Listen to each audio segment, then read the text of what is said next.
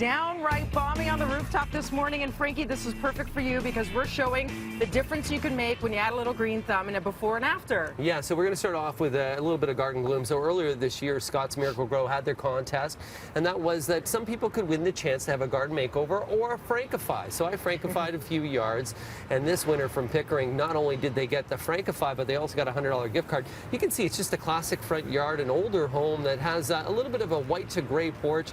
Sometimes you got to stick with the classics too, and when it comes to classics, what you want to do is maybe even do a green and white theme. Hey, good morning, everybody. So you can see the after there, and this is just by using iScape, which is an app where I can drag and put in some different things. A nice boxwood hedge you got on either side, the Hicks yew in the center there, the hydrangeas, and then just some white hanging baskets. But white and green is really such a nice, clean, elegant look, and sometimes just simple is key. You never get tired of it. Now, of course, with all these beautiful things come bugs. Yeah, and this is the time of year where bug populations just get increased.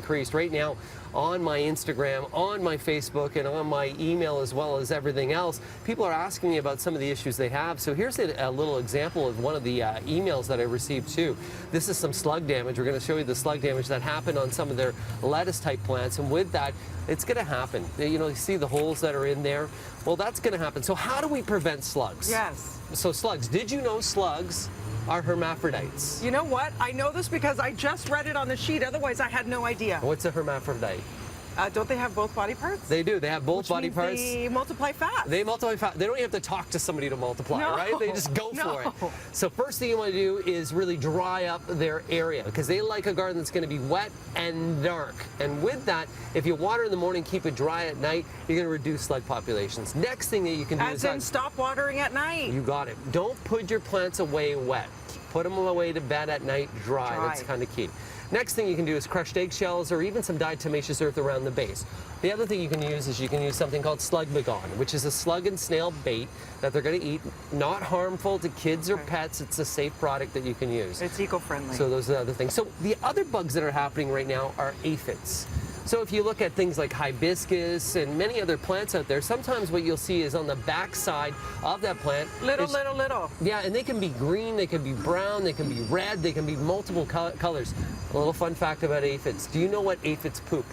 What, they poop? Yeah. What? They poop sugar because they eat a plant, they take the sugars from the plant, they eat the protein that they're getting, and then they poop out sugar. So if you ever see ants on a plant, if you look in front of them, you usually see aphids because the ants are eating the sugar. Just like bees, they vomit honey, the aphids poop sugar, which attract the ants. There you go, crazy. Oh my gosh. So you can use an insecticidal soap. Something like that is Bug Begone. So that's something that you can use. If you see aphids on your plants, take your hose, wash them off right away. Wash the leaves. Just wash it quickly and then go put some Bug Begone, you'll be fine. Okay. Cucumber beetle. Got lots of emails about cucumber beetles. It's a beetle that's kind of yellow with a little bit of green, and it goes crazy. This one here, it's a classic way to take care of this bug.